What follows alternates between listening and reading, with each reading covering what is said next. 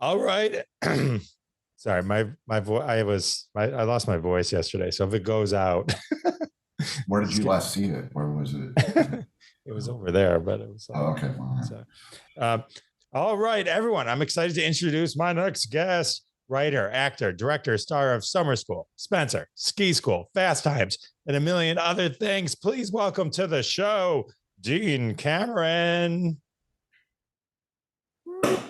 hello. Cue standing ovation. How are you? I'm never better. Never better. That's How are you? awesome. How are I'm you doing? I'm great. I'm Good. great. I've been enjoying a Dean Cameron movie TV festival of my own as Oh, I okay. ramped up to talk to you. So Good. lots of goodness, lots of goodness. Dean, before you became like huge in the is it late 80s, 90s? Like Late what 80s. Yeah, yeah, mid to late like 80s. Illinois, Oklahoma. What how did you make your way to LA? I was in Oklahoma. My parents were divorced. I lived in Oklahoma with my mom and my stepdad, and my father lived in Santa Barbara, California. And I'd visit him every summer as a kid. And they had this great theater program, summer theater called Youth Theater. And I started doing musicals and plays and stuff with Tony Edwards and Anthony Edwards and Eric Stoltz, and it's called Kathleen Milhoit, Bill Calvert, a bunch of people. And so when we were in junior high, high school, they all were going down to LA doing commercials and TV and like guest star stuff. And I wanted to be an actor, and I thought, oh, well, if they can do it, I can do it. So I got it when I graduated high school. I moved to LA and starved for a while and then started working. So and then you lived with Eric Stoltz. Yeah. You guys Yeah. Eric Stoltz, Anthony Edwards, and this guy, Scott Durnovich, and we all lived in this one bedroom apartment across the street from USC for several months. And then because we were supposed to have this house we were going to move into, and that never happened. And then, yeah, and Eric and I became roommates for several years. And it was, he was working as an actor, and I was working as an usher at the Chinese theater. And our other roommate was Ali Sheedy, and she was, doing Bad Boys and War Games and that. And I was, making 365 an hour as an usher. But it was great because I realized, oh, it's that close. It's possible. And I tell this story a lot, but there was a point where I realized I can either be bitter and jealous of them, or I can embrace their success and use that as inspiration. And so that's what I did. The bitter jealousy is happening now, but that's so well that it's pretty cool that you had so many people just enough ahead of you to inspire you yeah. because right and I mean that's quite a list of just people that you would hang out with. Yeah. These were all pre-fame. So what was Eric Stoltz doing? Were you with him around the time where he did and then didn't get Back to the Future? Yeah. Yeah. And you can ask him about all that stuff. I won't. I was just as a friend. It's nice. I'm sure that would have been a rough. It's very complicated, and I'm sure someday he'll lay it all out, but it's not what everyone thinks it is. I was just curious because you brought him up, so I was like, and it had to have been early on, yeah. So around that time. Your success early on, though, as you started to get stuff, booked your own gigs in the shadow of Eric and Allie. No, I'm just kidding. But like, so Facts of Life, and then you landed a show with Spencer early on. Right. Yeah, that was cool. Yeah, I had read for it. I read for the pilot, didn't get it. They cast someone else. They ended up firing him. And like 8 months later, I read for it again and got the gig. It was me and Jonathan Silverman. Remember him? Yeah. So Jonathan Silverman and I were both tested for that part, and I ended up booking it. Yeah, and it was my first. I'd done another pilot, but I had gotten fired from it, and I had done a movie, and the movie was shut down. So I'd had these sort of quick, like, fits and starts, I guess, is the, I got close, right, to getting a gig. But yeah, Spencer was great. It was good. And then Chad left the show, and that was not good. That's got to be rough when you got a good thing going and then one of the leads just decides, I'm going to do something else. Yeah, yeah.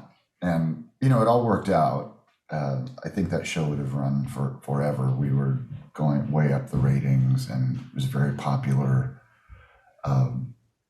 with a certain demographic. And yeah, so, it all worked out. And, Grant Heslov was on the show, and now he's George Clooney's writing and producing partner. And Chad's a TV director and does very well. What pilot did you get fired from? Since we can't talk about Eric Stoltz, and you are here, let's. Yeah, is it? Yeah. There was so back in the old days, the networks would do TV movies with all of their stars, and they did this TV movie called High School USA, where they got a bunch of NBC TV stars like Michael Fox and Nancy McKeon, and they paired them with old TV stars like Bob Denver and older TV stars from the 50s and 60s. And Crispin Glover, who I knew, played this one character. There were these two characters, Archie and someone. And Crispin didn't want to do TV. They did the TV movie. It was wildly popular, of course, because they had all these NBC TV stars. So they decided to make a TV movie out of it. A TV series out of it. Crispin didn't want to do a TV series, so they cast me. I worked 3 days on it, and this other actor, Googie Gress, we were paired up.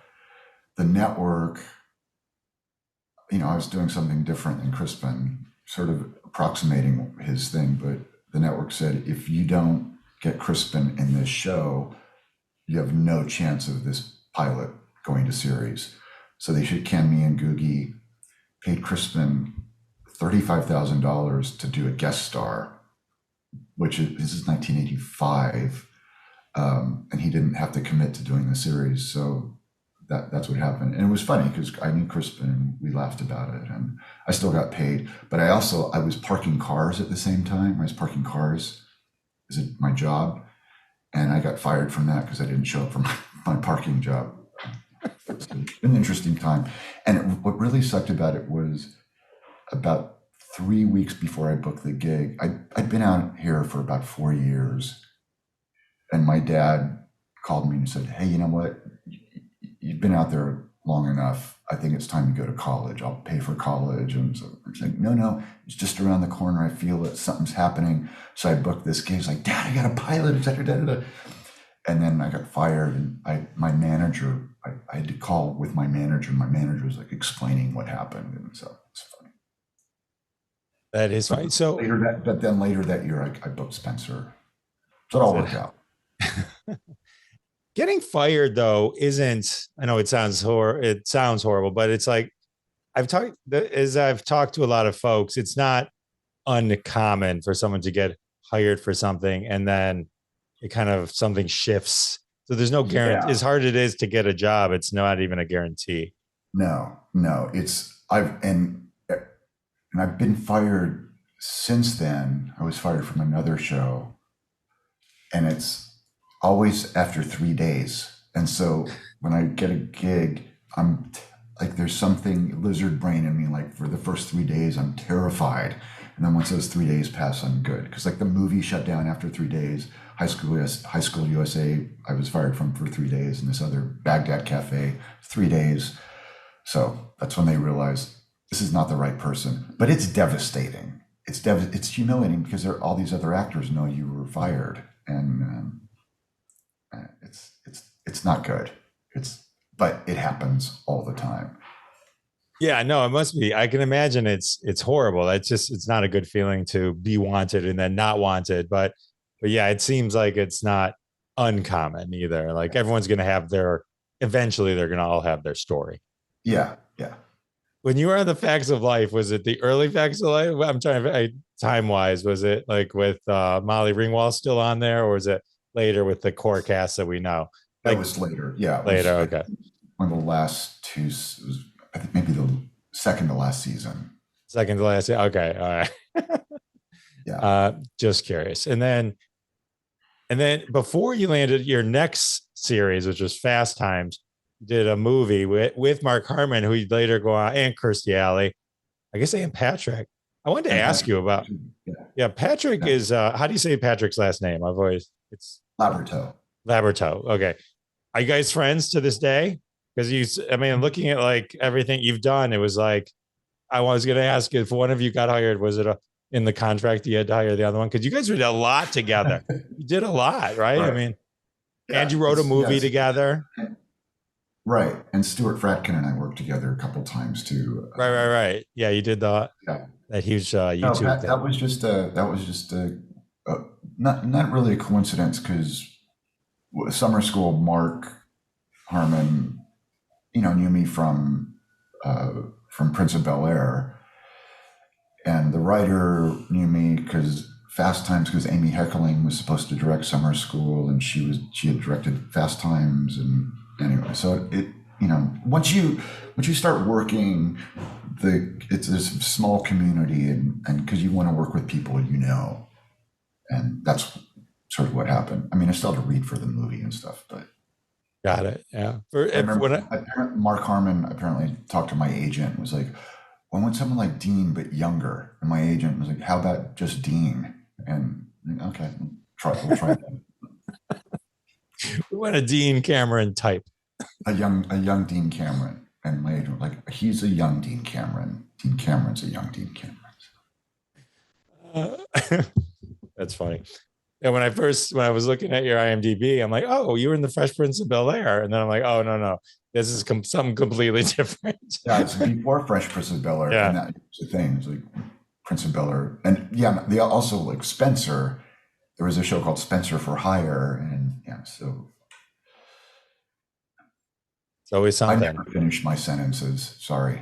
No, it's fine. You were in the Best Times and then Fast Times. It's like, yeah. So Jeff Spicoli, was it in Fast Times? So was it difficult to step into a role? Like I know they did a whole thing. They did Ferris Bueller. There was still a lot of like TV shows that become movies that became TV shows. It's Right. rare that they make the pivot. But when I was watching some of this one, why did this one get canceled? It seemed like it was pretty good. Well, yeah, back in the old days, they used to ruin movies by making TV shows out of them, and now they ruin TV shows by making movies out of them. And it was, I think, well, the problem was it was called Fast Times and not Fast Times at Ridgemont High, and we were on CBS, which at the time was a sort of the adult network. They had a bunch of older shows for older people, and so they were very adamant.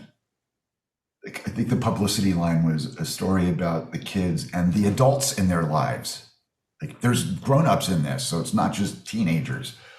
And Jeff Spicoli couldn't be high.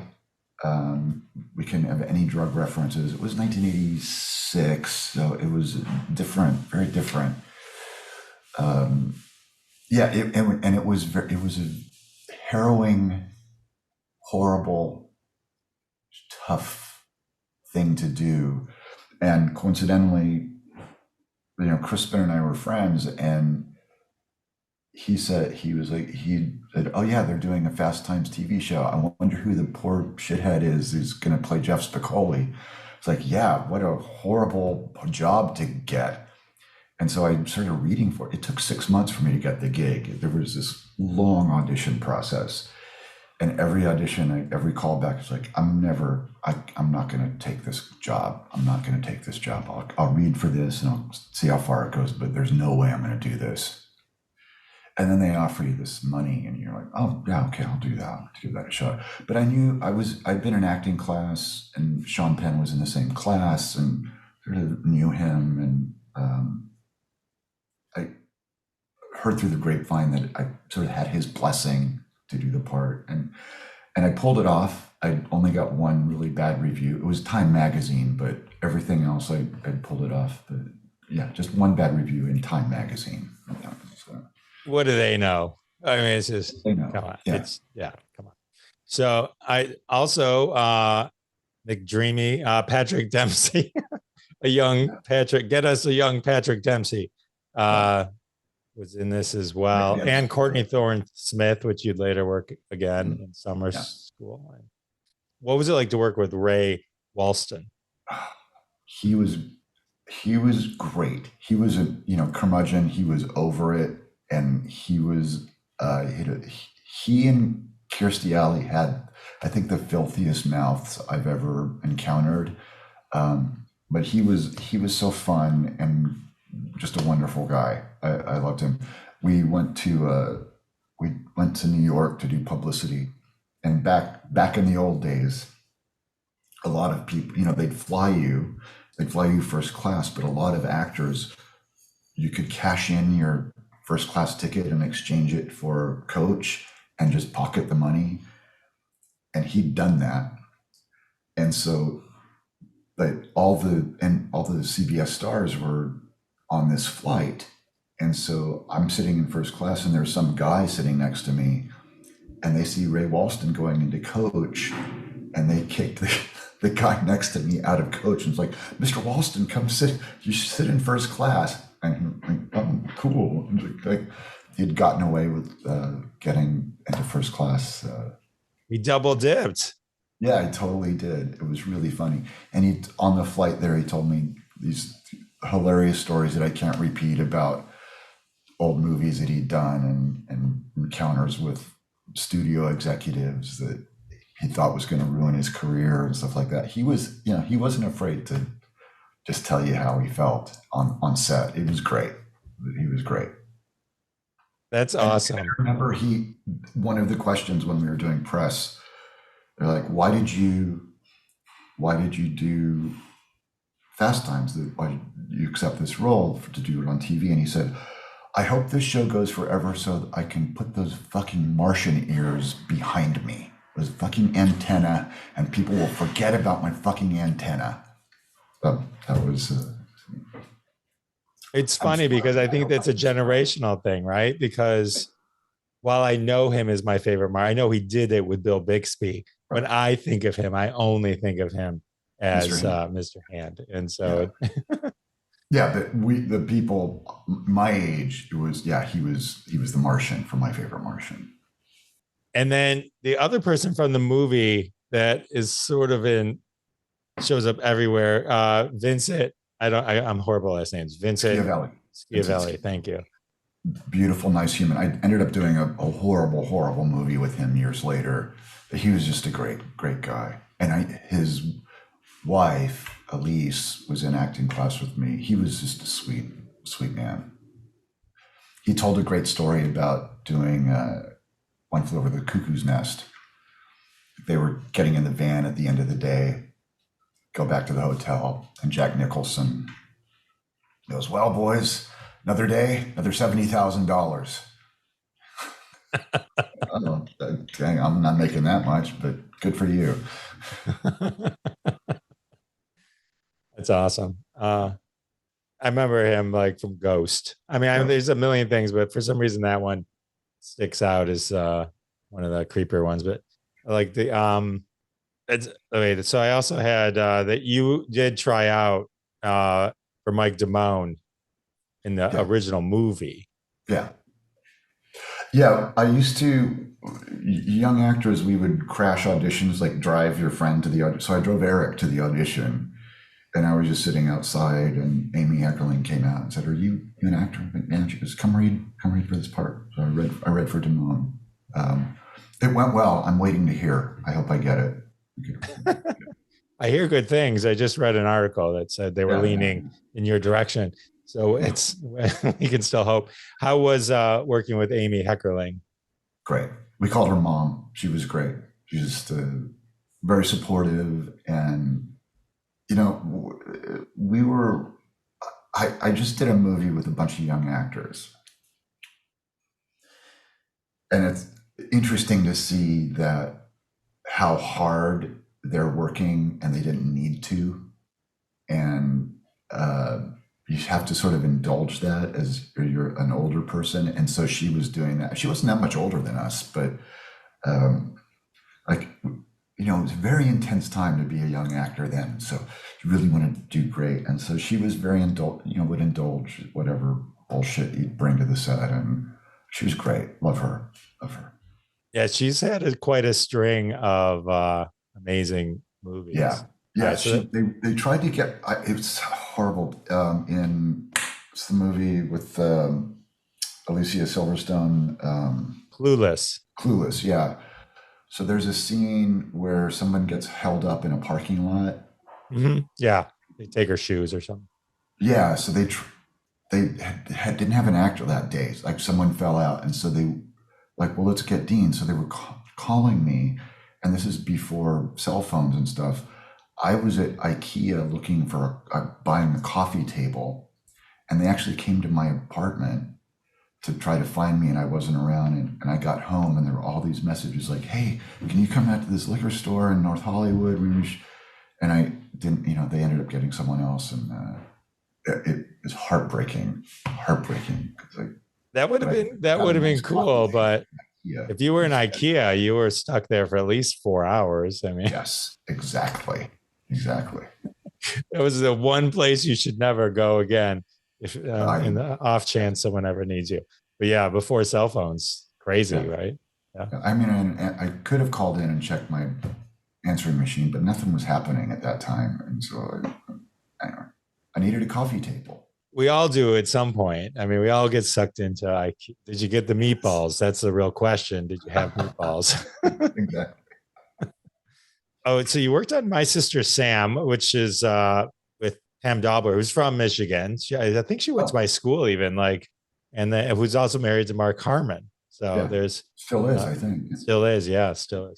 And then from there, summer school, which is Chainsaw, right? That's right. That's sort of what. Yeah, I booked summer school and did My Sister Sam the week before we started summer school, and it was a cool couple months. It was nice. Like, hey, I'm doing great. It was neat. And yeah, it was such a fun show. And it was one of these auditions where they said, you're going to go, and if you book it, you're going to go right to set and start working. And that's what happened. I got there and they said, okay, wait out. But they had like 4 of us waiting outside. And like, everybody doing this show, come on in. Not so fast, you 3. You come on in, Dean. And so but it was really a great experience. And Rebecca Schaefer was just this beautiful angel person. She was amazing. It's just a tragedy what happened to her, obviously. Oh yeah, horrible. The laws, though, that they came around and did all the stalker laws after that to hopefully prevent that from ever happening again. Yeah. Oh, so horrible. Yeah. So you mentioned Amy Heckerling originally was attached to summer school. So another example of, I feel like this is becoming the theme of someone who gets a job and then loses it. No, that thread keeps coming up. Well, Carl Reiner, we know, eventually directed the film. So did Amy leave or? No, Carl had another movie set up at Paramount that I guess got shelved, and they said pick one of these other scripts, and he picked Summer School, and that was Amy's out. That stuff happens all the time, even to this day. Directors fall out a week before and stuff. I always, for some reason in my head, I always thought Carl Reiner just did Carl Reiner movies. Like I didn't, you know what I mean? Like ones he wrote or something. Like I didn't realize because when I was looking at it, I was like, oh, he didn't write this movie. He just directed it. Right. I was like, okay. So, but all right. So on the flip side, you get to work now with both of these great people. So was Carl Reiner just awesome? The best. Spoiled us. I was spoiled. It's my first feature film. He would work.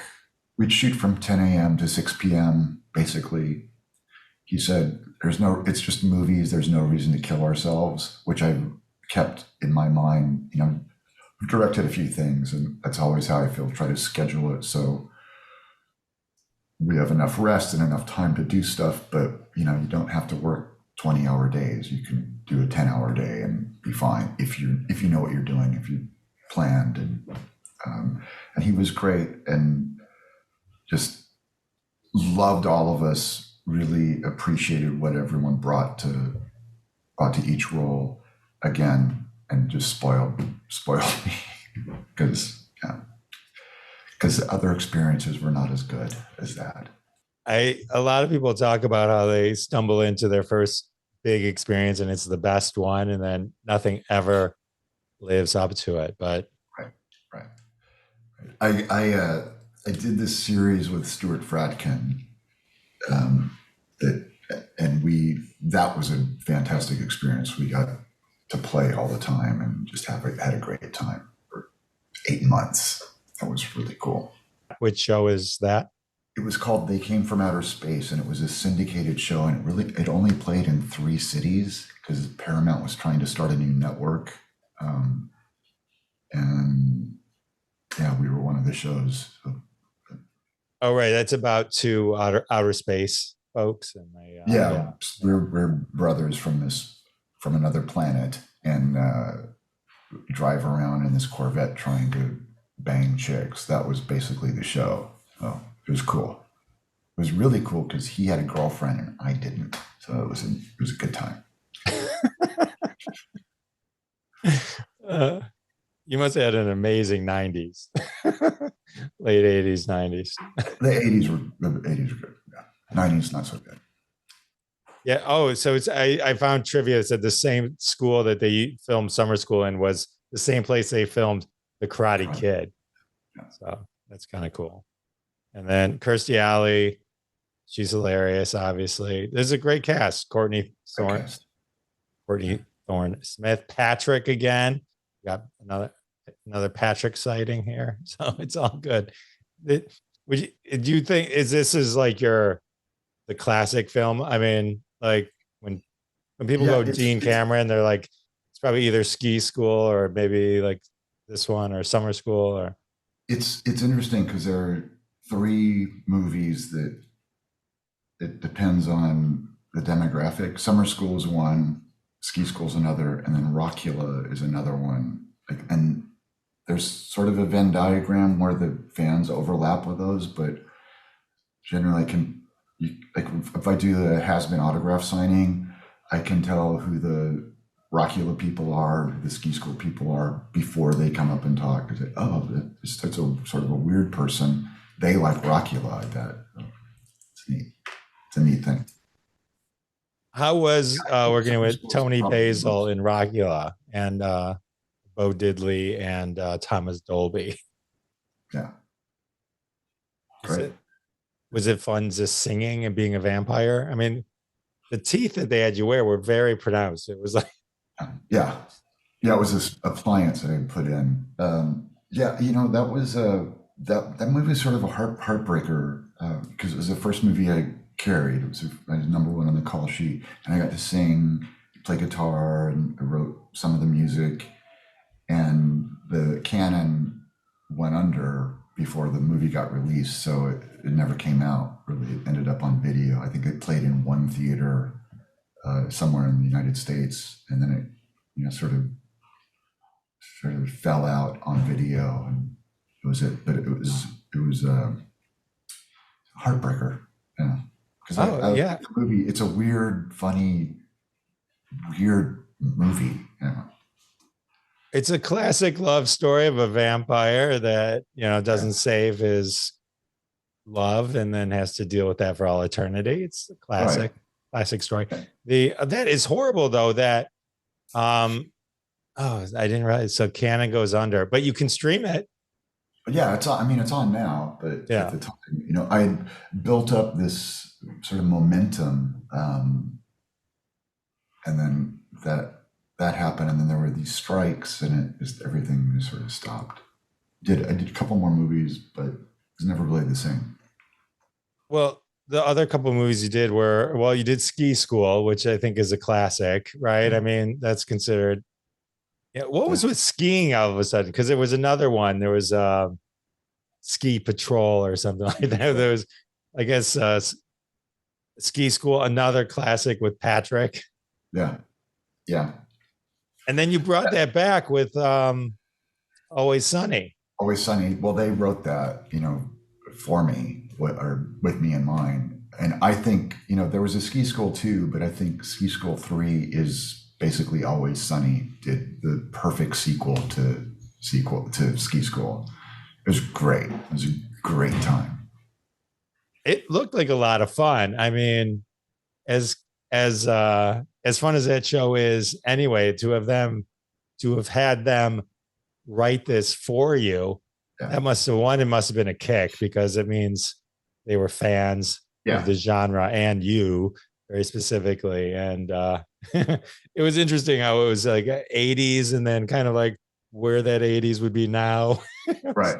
Yeah, they did a great job of deconstructing all that stuff. And when I got the offer, I was concerned because they can be sort of mean, and I was worried that that the script would be sort of shitting on me and all that stuff. But it had a sort of love for the genre, and pointing out like the obvious horrible stuff that was going on in some of the movies, but really just this loving the idea of those. And it was really nice.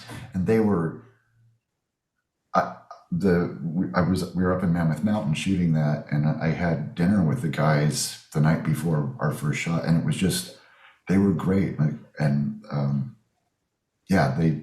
Charlie knew most of the stuff I'd done.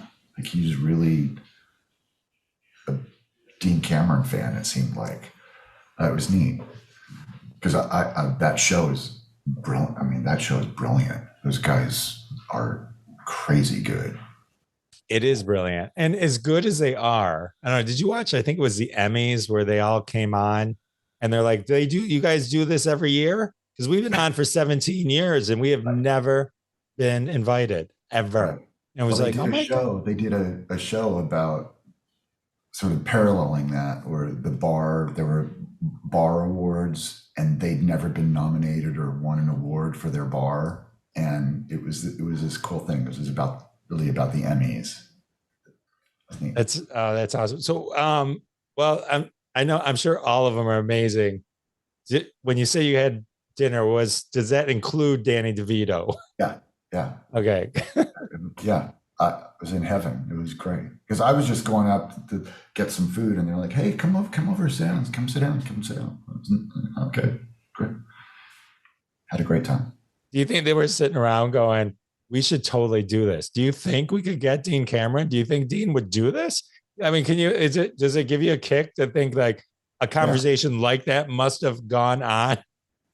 So, the issue with casting someone like me is, and I hadn't worked a lot up to that. So it's possible that I'm a crazy person who is impossible to work with. But I'd done this thing on YouTube with these people, and Charlie, I guess, had researched it and said, "Oh no, Dean, it seems like he's okay and sane. So I think we could use him." So that was cool. So they sort of vetted me. That was neat. Okay. What he told me. But yeah, I saw the thing he did on YouTube with all those people, and like, "Oh, you look like you're funny and still, stable." So I fooled them. Well, I'm glad you did, because that was a great episode. So it was a great episode. Do you actually ski? Do you like? I stopped at ski school too because I realized I didn't like being wet and cold. So I used to ski a lot, but yeah, I don't like this, so I stopped. Where does the wet part come in unless you keep falling? Thank you. Yeah. Okay. So that makes more sense, right? So that's some killer skiing though that they're showing in the movie. It's funny how they did that in the Always Sunny too. Right. Yeah. Then Charlie Day's coming down with a little pizza. Right. He's hilarious. Yeah, it's great. with his What's funny is, so Pat Labyorteaux didn't know how to ski, and they never asked him if he could ski. And so we get up on first day up on the top of the mountain, and the director goes, "Okay, so you'll just ski down here and stop." And Pat's like, I can't ski. I don't know how to ski." And so you'll see Patrick's never really on skis in that movie. No one is, as you know. But at the end of the day, the director, who was a pro Canadian skier guy, carried Patrick on his back down the mountain. It was really hilarious. That does sound funny. There's nothing worse than being at the top of a mountain that you don't believe you can get down. Yeah. Yes. Yes. I've been there. It's like the worst feeling in the world. And it's Are like you a big skier? I used to ski a lot. And so we would go to Aspen or Snowmass, really more Snowmass. Aspen, everyone always talks Aspen. Aspen's like very, very steep. Snowmass was awesome because it was like same area, but different vibe depending on what you felt like skiing. And so, but once I ended up on like some maybe double black, and I was like, oh God, with the moguls. And I was like, I didn't know, not for me, but that's where the wet and cold comes in. That's where the wet and cold comes in. Yeah, in Oklahoma, every spring break, people would go on ski trips. That's where I learned. So, all right. So I'm assuming that the movie that you don't like that you also did with Vincent was Miracle Beach. I'm dying to ask you though, what is it about this specific movie that you dislike so much? I don't think I'm good in it, and I don't like the way I look. I was losing my hair. I had this long hair for this TV show They Came from Outer Space. I'd grown my hair out, but it was falling out. And so they were like, keep it long. They're trying to do this thing. I just didn't like it. And then it was an offer. I didn't read for it anything. They just offered me the movie. And I went through the script, and there was stuff that I sort of didn't acknowledge. Like, oh, there's a bikini contest. Okay. All right, well, this is fun. And the script was really sort of this sweet, sort of like Splash. It had this really nice charm to it. And then this was back, early 90s. So having boobs in a movie was a thing, because there wasn't porn everywhere. So like if you could see boobs, put that in your movie and you could get more people to watch it. So and there's just boobs everywhere, and I realized this is not the movie I wanted to do. And yeah, it was all me that was made it. I call it miserable beach. And it was all my fault that I had a bad time on it. Everyone's great. Everyone was great. Amy Dolan's is just a delight, and Scott, the director, was great. It was just a bad experience for me. So, but you did get to work with Pat Morita. Pat Morita, a fantastic human being, just so giving and generous with his talent. Just a good guy. And Martin Mull. And that was one of the things. Like I was a huge Martin Mull fan, but I didn't want to talk to him because I felt sort of this weird shame. I don't know. It was just not a good time. We all eventually get to the point where enough with the boobs. No, I'm just kidding. Yeah. And what's funny is, so when I first saw it, when I did the first cut, I remember thinking, oh, okay, this is horrible. No one will ever see this movie. They may dump it on cable like they did with Rockula, or dump it on VHS, whatever. It was so popular on HBO, the R-rated version, that HBO cut a PG version of it so they could show it during the day. And I think it was 1995. It was the most shown movie on HBO. Oh, really? Yeah. So, I did read that they made like a non yeah. boob version, Yeah. and then in some places it was called Hard Bodies 2, which I didn't understand. Originally, it was originally Hard Bodies 2. That was the original script. And I guess the script was so good, or the market research they did with Hard Bodies, they thought, well, just make it a different title. So, yeah. Got it. All right. Oh, I almost forgot. You worked with one of my favorite actors ever, Alf. Alf, yeah. Yeah. Alf. I did 3 episodes of Alf. I know you did. Yeah. I was like, I loved Alf. I always thought Alf was so funny. Like, I'm surprised, like, of all the things they bring back, they never brought back Alf. And so, Yeah. just a sarcastic alien. I mean, who eats cats? who eats cats? Yeah. Yeah. I wrote, there's on deancameron.com, I wrote a thing about my experience on Alf, and it's pretty great. It's one of my favorite showbiz stories. So if you want to read a good yarn about working on Alf, deancameron.com, it's like essays or something. All right, we'll use that as a tease to get people to the website. Let's talk about Patrick Labyorteaux one more time and Hollywood Palms. Okay. This is a movie that you guys wrote together. You directed it.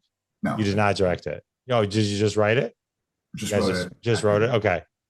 For some reason, I thought you directed it too. This is one of my favorite roles of yours because your name is Jeff in it. Oh, of course. So you know, so Jeff Spicoli and Jeff Spicoli. When you can see yourself on screen, yes, it's like when you guys sat down to write this. Was this another creative outlet, or were you like, "There's too many boobs in these other movies. Let's do something that we want to do and write something that we love." And then you obviously had a good friendship with him, so you kind of probably jived the same. Yeah, I had done this movie called Sleep With Me with Eric Stoltz, and it had come about, these 5 writers, these 5 friends who were UCLA guys and filmmakers. They thought, let's write a movie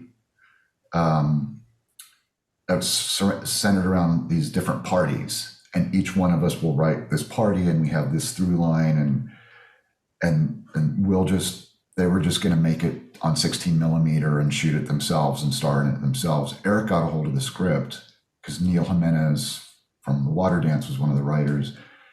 And he's like, this is great. Let's actually make this. So they got the funding for it and did the movie. So this was, mid 90s, is after the great career crash of 1995. And Patrick and I were like, let's do the thing they do, Sleep With Me. And so we got some friends together and we're like, let's write this movie about an apartment building. It takes place over, one night in an apartment building. The other stories didn't quite work out. Some of them were great, but one guy wanted like final cut and stuff. Agents got involved. So it ended up just being me and Patrick finishing the script. And it was 4 or 5 years before it ended up getting made. We'd gotten financing 2 or 3 times, but then it would fall through. And finally, his managers wanted to produce movies, and they had some of their clients they wanted to put in as actors, like Judge Reinhold and Jeffrey Nachmanov. Jeff, who's the director, was one of their clients, and so they packaged it, got a little money together, and did the movie. And it was mainly because all of my pimps were saying, you should write something for yourself. And so we did. And the movie got made maybe a couple of years too late. It was sort of that talky 90s stuff. It was made in 2000. But, we were talking before we started recording about, I had learned to program at the time. I'd started learning how to do web development. And my agents, my managers never came to the set. They didn't come to any screenings. And I just went, well, fuck this business. I can make much more money as a web developer. And so that was sort of my last hurrah of the first part of my career. It was a great experience. We had so much fun doing the movie, and I think it came out great. Again, a couple years too late, but I'm proud of it. I think it's some of my best work, and I got to play a guy named Jeff, so that was cool. That is cool. The only probably miss with that movie was not enough stinker merch. Yeah. The skunk. I think that would have been huge. Yeah. But I think that was the skunk going through the events. I think that was a nice way to tie in all the stories. And I think we did it. It was cool. The way it kind of would go into another room and then you kind of go in there. Yeah. And you can pirate it on YouTube, so it's cool. It's streamable. It's streamable. Oh, is it streamable? Yeah, cool. It's on either Tubi or one of those. The trick is you just type "watch Hollywood Poems" in Google, cool. And it'll give you all the spots. So, there you go. Same thing with Rockula and all that. Masturbating, so that's cool. There you go. Everyone run. Wait, so when you talk about career crash, because you're in the mid 90s, so were you just fed up, or did it stopped getting roles? Like, how do you define the crash? Well, I wasn't booking the roles I wanted, and I was getting offers on stuff like Miracle Beach and Ski School, and I just didn't want to do that stuff anymore. And I know it's, fine problem to have, and but I had friends who were doing really good work and really cool stuff, and I just wasn't booking that, and just the work just dried up. My look changed. I was losing my hair, becoming older, and so perceptions of who you are, and it didn't help that Summer School and Miracle Beach were playing on cable all the time. So I think people, I don't know, maybe people had this perception of me as a certain thing, and I just got tired. I didn't want to play a dumb stoner anymore. It's not interesting to me. So yeah, work dried up. I may have helped the work dry up, but that's showbiz. I unfortunately, Eric has been a champion of mine forever. My first speaking role was because of him, and he's been putting me in his stuff for years, and he was great through the 90s and early 2000s to helping out. I mean, he did the part in Hollywood Poems as himself. So it was, that's what happened. So almost like a victim of your own success. I mean, like inadvertently, like people saw you kind of saw you as a certain way because you were so good at that. And then those movies had such exposure that's when people thought, Dean Cameron, this is what they popped in their heads. So. Yeah. It was, I think, and my pimps had a difficult time selling me as something else. And when they would try, I would book those gigs. So, that's life in the big city. I know being an HTML developer has its upsides. I did that too. I remember, which wasn't easy back in the 90s. Everyone talks, now at some point it became something you could go to school to do. So you were probably right around the same time where you had to self-teach. There wasn't like learn HTML in 24 hours. That's how I had that book. Like, oh, okay, figured it out. I had a web development company that I started. Oh. It was because I was at like Barnes and Noble or one of those, and there were 6 books sitting there. And a friend of mine had done a how to use the internet video on that you could get on VHS, and I'm like, I'm going to teach myself HTML because I had Corel Draw, which I could export a GIF or GIF, whatever. And so I remember grabbing a book, teaching myself. And then years later, it's hard to explain to people. You can then go to that same bookstore, which doesn't exist anymore, and there'd be aisles of like books where you could get degrees. And like, I was like, no, we're old school. I could make tables by hand. Yeah. Like when I started, it was table development. You put everything in tables, and then CSS came in, which was much cooler, and learning how to do that. It was really neat. I mean, I worked for LegalZoom. I integrated their whole front end. when they first started, and did some cool stuff. But then, I didn't like it ultimately. Awesome. So you've done a lot of other cool stuff as well that I dug. I watched The Bug, the short film you did, which Oh, is cool. hilarious. I love that. And then that you wrote and directed. I didn't mean to take away from the other Jeff directing Hollywood Poems. Right. And then you do music as karaoke. I thought that was hilarious. Yeah. Yeah. So the guys, I was in this band. Have you heard of Steel Panther? Heard of them? I don't think I've heard of them before I started looking at your page. Okay.